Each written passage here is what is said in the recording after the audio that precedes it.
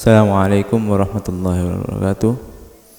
Alhamdulillah wassalatu wassalamu ala Rasulillah Sayyidina Muhammad ibn Abdullah wa ala alihi wa sahbihi wa mala. Rabbi shrah li sadri wa yassir li amri wahlul 'uqdatam min lisani yafqahu qawli wahdi qalbi wa qulubana bihaqqi Nabi Muhammad sallallahu alaihi wasallam. Alhamdulillah, sahabat Ibro TV, kita masih diberikan oleh Allah Subhanahu wa taala inayah dan riayahnya dengan adanya bulan Ramadan ini, dan kita masih diberikan umur yang panjang sehingga kita bisa menikmati akan keberkahan akan waktu-waktu ini.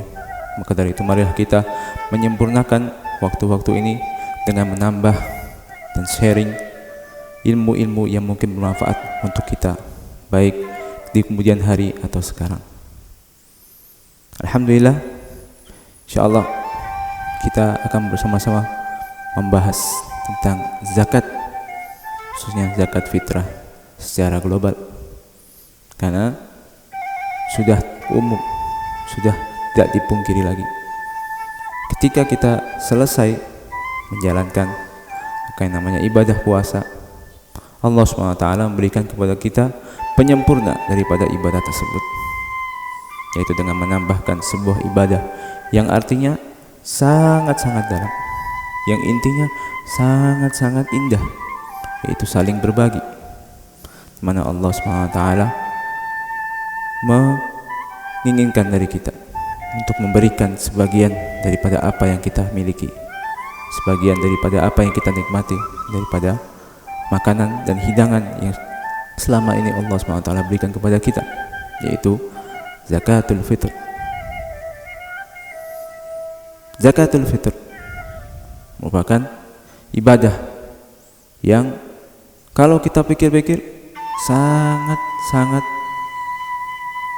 indah sekali makna dan artinya. Karena apa? Karena Allah Subhanahu wa taala menginginkan diri-diri kita untuk berbagi kebahagiaan di bulan yang berbahagia, di hari yang berbahagia, yaitu di hari raya Idul Fitri, di mana mungkin masih banyak orang di luar sana yang tidak memiliki makanan, minuman, baju, tempat tinggal. Maka dari itu Allah SWT menginginkan seluruh umat manusia, seluruh umat Islam menikmati akan hari raya tersebut, menikmati akan hari kemenangan tersebut dengan saling berbagi. Dan alhamdulillah, dengan adanya zakatul fitr ini, kita menjadi sadar kembali bahwasanya kita mendapatkan rahmat, mendapatkan inayah dari Allah SWT, mendapatkan akan rezeki yang banyak. Kalau kita bandingkan dengan orang-orang yang di luar sana, yang mungkin banyak dari mereka yang tidak memiliki kecukupan, maka dari itu Allah mewajibkan kepada orang yang memiliki kecukupan, orang muslim, orang merdeka yang memiliki kecukupan untuk dirinya, dan begitu pula untuk orang-orang yang dinafkahinya, dan ada kelebihan, maka diwajibkan oleh Allah SWT untuk mengeluarkannya. Dan ini semua Allah Subhanahu wa taala sendiri yang memerintahkan kepada kita, di mana banyak ayat-ayat Al-Qur'an yang menyatakan tentang atau memerintahkan kepada kita untuk membayar zakat. Ada juga hadis yang datang dari Sayyidina Abdullah bin Umar. Beliau mengatakan apa? Bahwasanya Rasulullah SAW telah menetapkan zakatul fitr daripada Ramadan bagi kita, yaitu orang-orang muslim hur, baik laki-laki maupun perempuan, sok daripada tamar atau sok daripada bur. Itu kalau kita hitung-hitung sekarang, sok itu hampir kurang lebih adalah 2,7 kg. Atau kalau kita ingin lebih takut, lebih hati-hati, maka kita paskan menjadi 3 kg, kita bulatkan menjadi 3 kg. Toh itu tidak sebanding dengan apa yang kita miliki. Dan zakatul fitr ini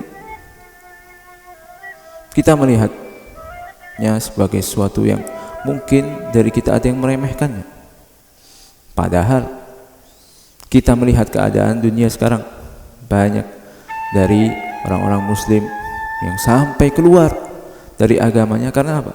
Karena tidak memiliki akan uang, tidak memiliki akan harta dan sebagainya.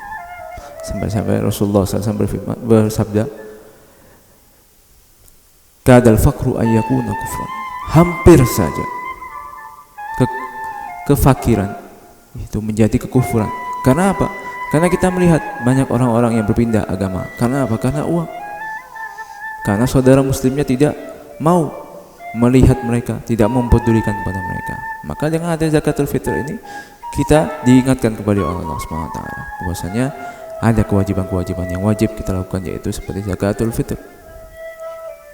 Dan kita membayar zakatul fitr itu kepada orang-orang yang fakir, miskin, kemudian al-amil, kemudian al-mu'allaf qulubuhum, itu orang-orang yang baru atau ingin masuk Islam. Kemudian juga kepada orang-orang gharimin, orang-orang yang memiliki hutang. Kemudian orang-orang ghafir riqab, yang ada sebagian dari dirinya yang masih belum dalam keadaan bebas. Fi sabilillah, dan orang yang jihad di sabilillah tanpa adanya bayaran daripada negara. Kemudian wabnus sabil, dan orang yang berpergian. Karena apa? Kenapa Allah SWT merintahkan kita bayar zakat kita kepada 8 orang tersebut? Karena orang-orang tersebut merupakan orang-orang yang paling membutuhkan akan harta. Jangan karena mereka membutuhkan, jangan gara-gara mereka sangat-sangat menginginkan akan uang, karena butuhnya, sehingga mereka bisa keluar dari millatullah, dari agama Allah Subhanahu wa taala. Maka dari itu, kalau kita sebagai kepala keluarga memiliki akan kelebihan harta, begitu pula memiliki kelebihan harta dan nafkah bagi keluarga kita, anak, istri, orang tua kita, maka sudah sewajibnya bagi kita untuk mengeluarkan zakatul fitr. Toh zakatul fitr itu tidak sebanding dengan harta kita yang Allah SWT mengguyurkan kepada kita. Mungkin kita tidak pernah merasakannya, tetapi kalau kita melihat pada orang-orang yang lebih dari kita, lebih kurang dari kita, lebih miskin dari kita, kita akan merasakan bahwasanya kita ini fi ni'matin 'azimah. Makanya jangan kita remehkan zakatul fitr, dimana daripada hikmah-hikmahnya Allah SWT mengajarkan kepada kita untuk saling tarahum wa ta'atuf, saling mengasihi, saling menyayangi. Kemudian daripada hikmah-hikmahnya yang kita lihat sekarang adalah banyaknya orang-orang muslim yang tidak memiliki uang. Banyak dari mereka yang terlilit akan hutang.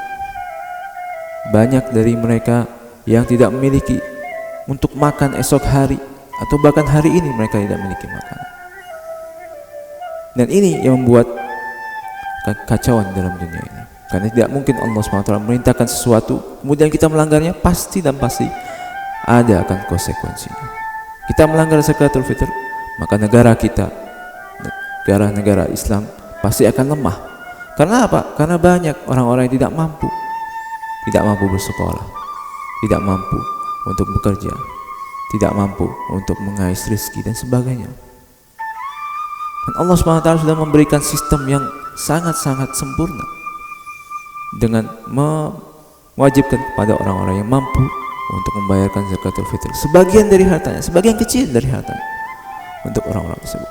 Bayangkan saja kalau kita bagi orang Indonesia, jumlah seluruh penduduk Islam di Indonesia yang dikatakan hampir 90%, kita bagi menjadi 2. Bagian pertama merupakan orang-orang yang kaya atau orang mampu.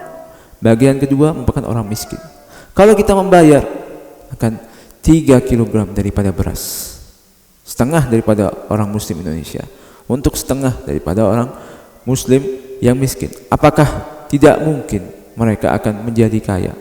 Mereka akan setara dengan kita, mereka akan memiliki kecukupan rezeki, mereka akan menikmati apa yang kita menikmati.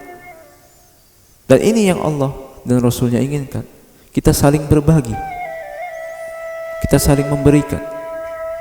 Dan kalau sama-sama memberikan, sama-sama kenyang, sama-sama menikmati akan nikmat Allah yang Allah berikan, maka tidak ada perselisihan di dunia ini. Tidak ada akan kemungkaran-kemungkaran yang kita lihat sekarang ini. Berapa banyak kita mendengar cerita, ada anak membunuh ibunya, ada orang tua membunuh anaknya, dan sebagainya. Karena apa? Karena uang, karena harta, karena kemiskinan mereka sudah meraup, sudah melilit akan otak-otak mereka dan hati nuraninya.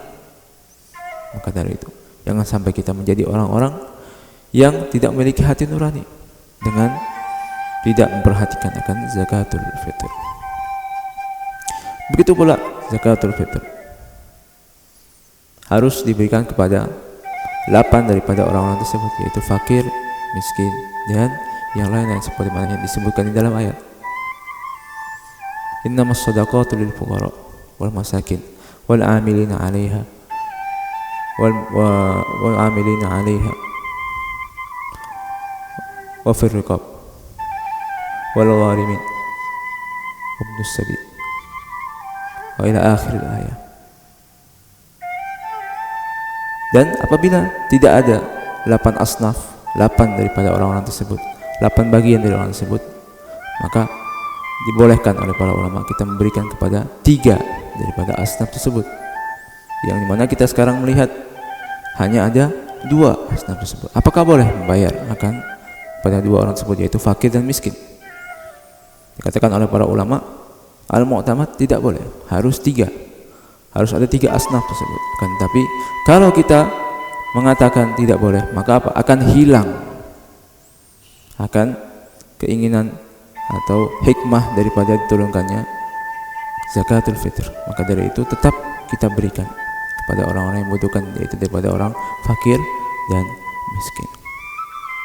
Begitu pula mungkin masih ada yang bingung tentang bagaimana cara pembagian daripada zakatul fitr. Apakah orang miskin tidak boleh membayar zakatul fitr?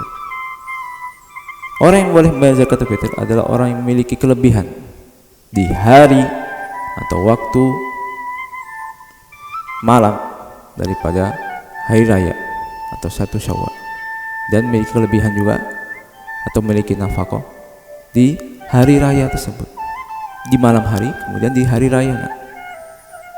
Kalau dia memiliki kelebihan daripada nafkah tersebut, maka wajib baginya untuk membayar zakatul fitr.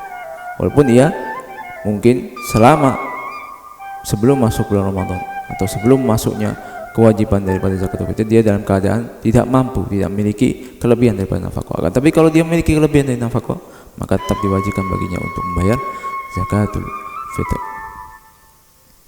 Begitu pula bagi sang ayah harus membayarkan zakatul fitr kepada atau atas nama istrinya, atas nama anak-anaknya, atas nama orang tuanya, dan semua orang yang ia harus menafkahinya.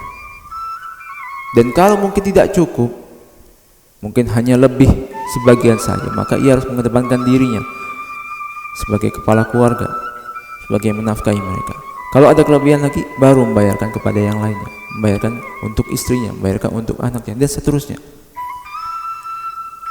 Dan kalaupun yang lebih tadi tidak sampai untuk 3 kg, atau kita bilang tadi minimal 2,7, maka kita tetap diwajibkan untuk mengeluarkan sebagian dari bahan tersebut. Contoh, hanya dia mungkin memiliki hanya 1,5 gram, 1,5 kg, maka tetap diwajibkan baginya untuk mengeluarkannya seadanya. Karena apa? La yukallifullahu nafsan illa wus'aha. Kalau memang ia hanya mampu sebegitu, maka tetap harus dikeluarkan. Begitu pula zakatul fitr ini sangat-sangat krusial. Kenapa? Karena dikatakan ada hadis, walaupun hadis tersebut dhaif, tetapi para ulama semua mengatakan, hampir semua mengatakan, khususnya ulama Hadramut, mereka mengatakan bahwasanya seluruh amal itu seakan-akan digantung, dan yang mengangkat amal tersebut adalah zakatul fitr. Baik itu amal haji, amal umrah, sholat, itu semua digantung dan tidak akan terangkat kecuali diberkahi atau karena zakatul fitr. Maka banyak daripada ulama Hadramut mengatakan apa? Kalau emang ia wajib bayar zakatul fitr, maka apa? Harus ya bayarnya. Karena apa? Seakan-akan amal-amalnya ini tidak akan diterima oleh Allah Subhanahu wa taala. Walaupun hadis ini merupakan hadis yang dhaif. Kan tapi apa? Ulama melihat maslahahnya. Karena kita lihat sekarang dunia-dunia Islam, negara-negara Islam ini hancur pola-polanya karena apa? Karena tidak menegakkan akan yang namanya zakatul fitr. Coba antum bayangkan kenapa Sayyidina Abu Bakar dengan getolnya menyerang akan orang-orang yang tidak mau membayar zakat, mani'uz zakat, sampai Sayyidina Umar pun terheran-heran. Karena Sayyidina Abu Bakar terkenal merupakan orang yang halim, orang yang apa? Orang yang santai, easy going. Kenapa? Ketika beliau menjabat jadi khalifah, ketika beliau menggantikan Rasulullah SAW sebagai pemimpin di kota Madinah, beliau malah getol memerangi akan namanya mani'uz zakat, sehingga Sayyidina Umar pun terheran-heran. Maka apa yang dikatakan oleh Sayyidina Abu Bakar? Beliau mengatakan, aku bersumpah akan memerangi orang yang yufarriqu bainas shalah waz zakat, yang membedakan, yang memutuskan antara salat dan zakat. Karena apa? Karena Sayyidina Abu Bakar pintar, Sayyidina Abu Bakar cerdas, melihat akan yang namanya akibat daripada mani'uz zakat tadi. Kenapa? Kalau saja sekarang kita bolehkan orang-orang untuk tidak bayar zakat, maka tidak menutup kemungkinan orang-orang yang setelahku akan melakukan apa yang lebih dari itu. Karena apa? Alasan daripada orang yang mani'uz zakat adalah karena Rasulullah dulu yang menyuruh kita, dan kita tidak mau mengikuti akan perintah wahai Abu Bakar. Padahal ini perintah dari Allah Subhanahu wa taala. Dan kita juga melihat dalam Al-Qur'an bahwasanya Allah sering menyebut akan shalah berdampingan dengan az-zakat. Itulah yang diambil daripada Sayyidina Abu Bakar. Sayyidina Abu Bakar cerdas mengambil daripada hikmah-hikmah tersebut. Yang pada saat itu banyak daripada sahabat yang heran dan tidak mengetahui akan hikmah-hikmah itu. Dari pelajaran ini kita bisa mengambil bahwasanya jangan sampai kita meremehkan akan syariat, jangan sampai kita meremehkan akan yang namanya kewajiban. Kalau kita mampu maka kita keluarkan. Toh hanya seberapa sih 3 kg tersebut. Walaupun kita tidak memiliki 3 kg tersebut, kita memiliki apa yang kita punya, ya kita keluarkan. Toh kita saling berbagi. Toh kita kepingin semua orang merasa senang. Karena apa? Mereka merupakan ikhwanuna. Orang-orang muslim tersebut merupakan saudara-saudara kami, saudara-saudara kita. Walaupun dilahirkan dari abah dan ibu yang berbeda. Ini yang ingin dihilangkan oleh musuh-musuh kita. Apa? Al-ukhuwah, kerekatan, persahabatan, persaudaraan. Inilah yang ingin dikeluarkan, ingin dipecah belah oleh orang-orang kufar, oleh musuh-musuh Islam.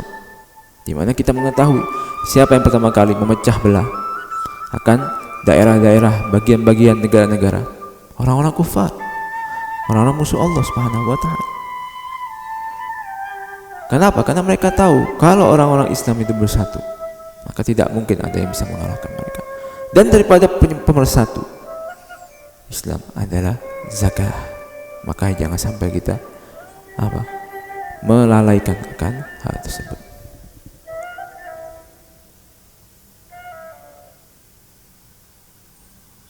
Adapun permasalahan-permasalahan yang mungkin sering kita dengar tentang permasalahan zakat, seperti apakah orang yang memiliki akan hutang tetap diwajibkan bayar zakat, atau karena ada den tersebut ia tidak diwajibkan bayar zakat. Al-mu'tamad yang dipakai oleh mazhab Syafi'i adalah bahwasanya ad-den itu yamna wujub zakat, bahwasanya kan namanya hutang itu tidak mewajibkan seorang untuk membayar zakat. Kenapa? Kalau ia berhutang dan tidak bisa memiliki uang untuk membayarnya, maka ia termasuk daripada orang-orang yang mustahikin, orang yang boleh diberikan zakat kepadanya. Kemudian apakah boleh mengeluarkan selain daripada al-aruz atau nasi?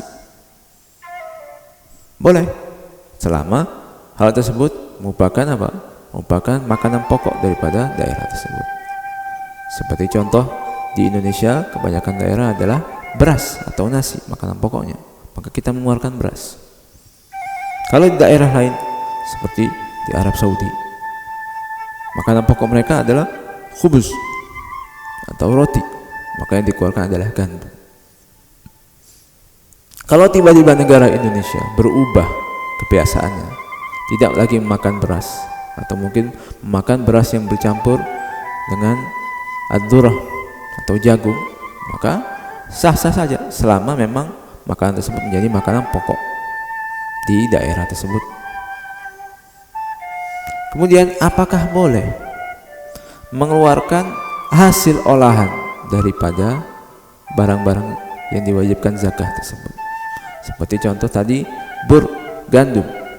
Apakah boleh mengeluarkan zakahnya berupa dakik atau tepung? Dikatakan oleh para ulama tidak boleh. Karena apa? Nabi Muhammad SAW hanya menyebutkan tentang masalahan bur saja, tidak menyebutkan tentang hasil olahannya. Dan juga daripada hikmah pelarangan tersebut adalah ketika kita memberikan kepada orang fakir dan miskin, mereka berhak melakukan apa saja dengan yang kita berikan tadi. Mau mereka jual, mau mereka makan, mau mereka masak, mau mereka berikan kepada orang lain, itu terserah mereka. Kalau kita memberikannya dalam keadaan olahan seperti menjadi akan dakik atau menjadi khubus, menjadi roti atau menjadi tepung, maka apa? Kita membatasi akan hal yang semestinya tidak dibatasi oleh syariat. Seakan-akan kita menyusahkan orang fakir dan miskin tersebut.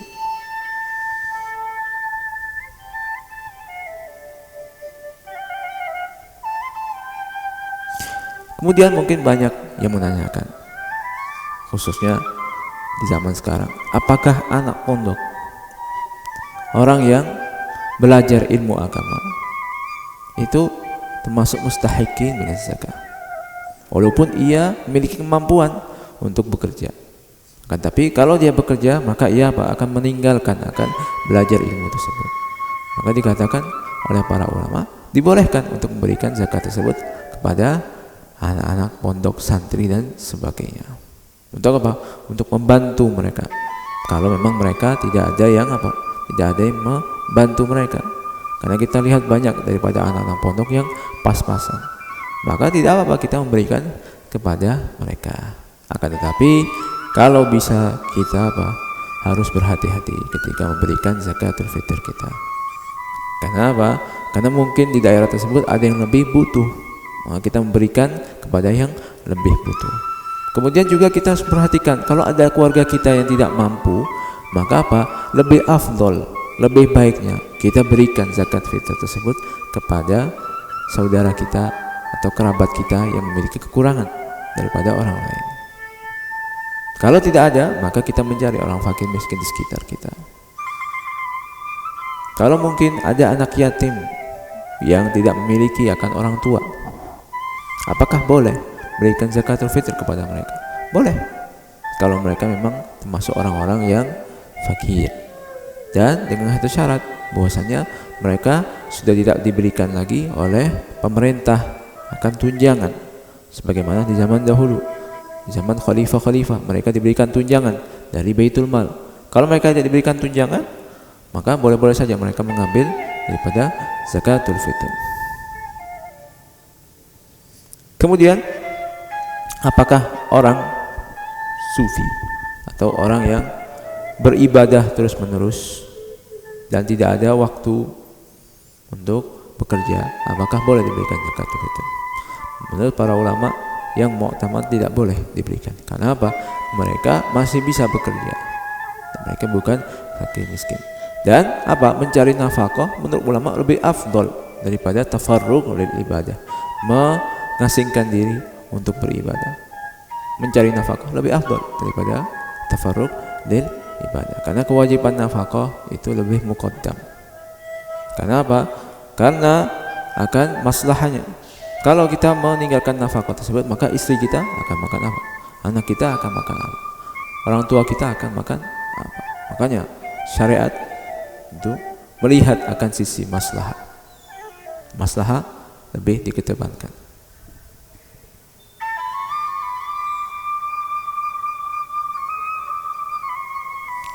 Kemudian apakah orang-orang yang mengeluarkan zakat sekarang atau amil zakat itu berhak mendapatkan bagian daripada zakat tersebut?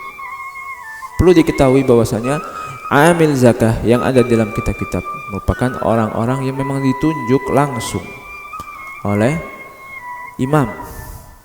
Akan tetapi sekarang apa? Tidak ada yang namanya imam, tidak ada pemimpin Islam, tidak ada pemimpin daripada negara Islam. Maka apa? Mereka bukan termasuk amil. Akan tapi menurut para ulama mu'asirin tetap apa? Tetap dibolehkan kita untuk memberikan zakat fitrah kita kepada mereka sebagai wakil. Kita mewakilkan kepada mereka, dan hal ini boleh-boleh saja. Karena apa? Mungkin kita tidak ada waktu untuk mencari tahu siapa yang miskin dari keluarga kita, atau dari sanak famili kita, atau dari lingkungan kita. Maka kita apa? Memerlukan orang lain untuk mengeluarkan zakat tersebut, dan boleh-boleh saja. Adapun masalah ia nanti mengambil akan bagian zakat tersebut, maka ada perbedaan lagi antara ulama. Apakah boleh ia mengambil bagian zakat tersebut atau tidak? Dikatakan oleh para ulama lebih afdolnya untuk menghilangkan akan khilaf, untuk keluar daripada khilaf adalah untuk memberikan uang sendiri kepada amil zakat tersebut, bukan dari uang zakat. Adapun ulama-ulama yang mengatakan bahwasanya boleh baginya untuk mengambil akan zakat tersebut selama ia sudah menjalankan akan namanya kewajibannya, yaitu apa? Membagikan kepada orang-orang mustahiqin. Dan apa? Harus diingat, sebelum kita memberikan kepada mereka, kita harus apa? Mewakilkan dulu kepada mereka. Jangan sampai kita langsung memberikannya saja. Dan harus diingat juga, kita harus apa? Meniatkan terlebih dahulu sebelum mewakilkan kepada mereka untuk memberikan kepada orang fakir miskin.